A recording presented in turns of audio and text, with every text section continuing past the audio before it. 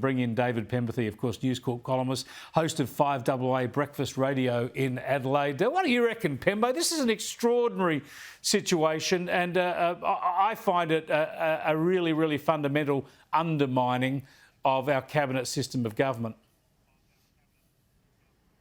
Yeah, I followed some of the criticisms that you made yesterday, Chris, and I think in terms of the way Prime Ministers have historically operated in Australia, it was almost like he turned himself into an American-style president without anybody knowing. And clearly, I agree with what he said yesterday, that the circumstances were without precedent in the modern era. You know, it's more than a century since anything like this has happened, but there's still a lot of inconsistencies. I mean, maybe making yourself health minister is defensible, but the resources part, that was where he got really stuck down in the weeds yesterday at that press conference.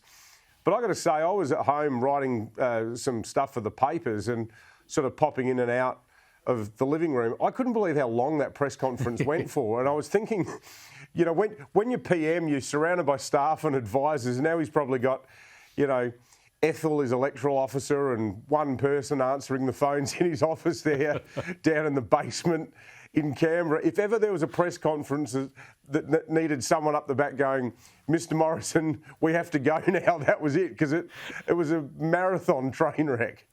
It was shocking. Let's have a look at a bit of it. Here's an interesting bit of Scott Morrison talking, I suppose, really about his legacy. So, together with my colleagues, we did save lives, we did save livelihoods, and we did so in a way that, as I've moved around the world since the election, is recognised. And there will come a time here, I suppose, it will be maybe recognised also, but that is not my purpose today. Yeah, look, I've got my quibbles with how the federal government, not to mention the states in particular, have handled the pandemic, but there's no questioning Australia did better and has come through the pandemic better than most countries, and that really should be Scott Morrison's legacy. Has this horrible scandal undermined that legacy for him? Look, in a mainstream sense, I don't think it has. I mean, we had people, it very quickly sort of became the stuff of jokes on commercial talkback radio. There was none of the sort of anger and who knew what when sort of histrionics that we saw from the gallery journos in Canberra yesterday. I don't think the general public is massively energised by it. And one thing that has struck me as weird in some of the commentary is people have been saying, oh, this is going to be the undoing of Scott Morrison. Well, he was already undone in May. He lost the election. I don't know what more can go wrong for the guy politically. I actually think most mainstream people who aren't political sort of Q&A watching tragics will agree with the assessment he made himself, that as a country, we got through it pretty well. The only thing I'd say is that of itself was actually an argument for him to be even more candid with the Australian people if he felt duty-bound to come up with all of these new arrangements to help us get through the pandemic.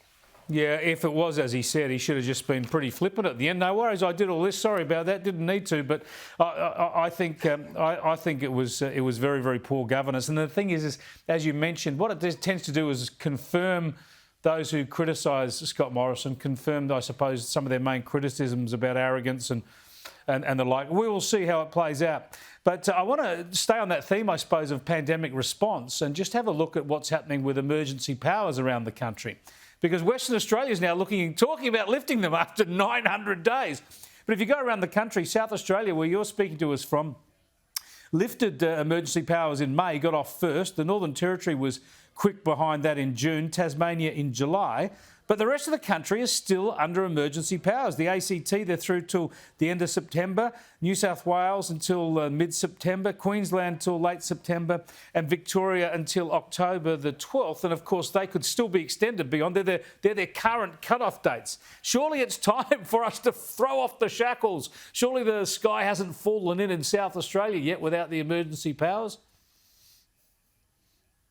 Absolutely. I mean, there's been no discernible change in terms of rates of infection or anything of that style here in South Australia. And frankly, the fact that they've still got it over in the West, given that they basically sort of seceded from the country for the better part of the last 2 years, has got me scratching my head. But It's funny. I got an alert from our son's primary school today, though, saying that one of our kids is performing or giving a little speech in the school assembly tomorrow, and there was a little note on it saying parents still aren't allowed to attend. Oh, God. And I was just looking at that thinking, well, we can go to soccer practice, we can go to the soccer match on Saturday morning.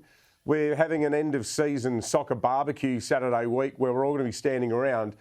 It's almost like getting chewing gum out of your hair, even in a state where we've now, as you say, thrown off the shackles of these emergency declarations and the elected government of the day has got back to what it's elected to do and is running the state. There's still all these residual silly things that make no logical sense. And the sooner we can put a line through all of that stuff, the better, I think. Yeah, tragically, my kids are playing soccer too, mate, but it's okay because they go off and play Aussie rules after that. But let's have a look at another sport. As a former editor of the Daily Telegraph, you'll understand innately the big controversy about whether the NRL Grand Final was going to stay in Sydney or sneak back up to Brisbane. But I want to show you how the Australian Rugby League chief, Peter V'landys, announced this long-awaited decision this afternoon at his press conference. So we wanted to give it to a city that needs a major football event. And that's why we've gone with Melbourne. Just kidding. The NRL Grand Final in Melbourne. I tell you what, V'landys is such an operator. I reckon he'd do that. The NRL premiers have been in Melbourne for a long time. Well, exactly. I reckon he'd put a grand final there if he could get 100,000 people turning up.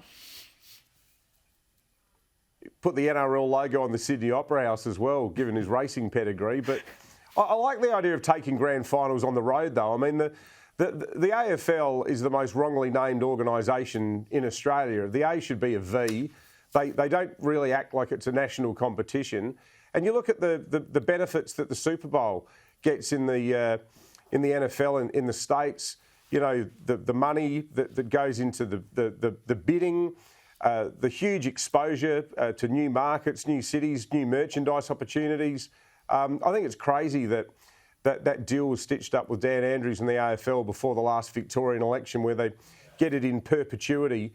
It goes to I'm going to show my South Australian bias here, mate, but it goes to a flawed Victorian sense of ownership when it comes to what should really be a national game. Absolutely spot on, mate. And the biggest footy game of the year is on this Saturday at Adelaide Oval with the showdown, and the Mighty Crows will get up, hopefully. Thanks for joining us, Pembo.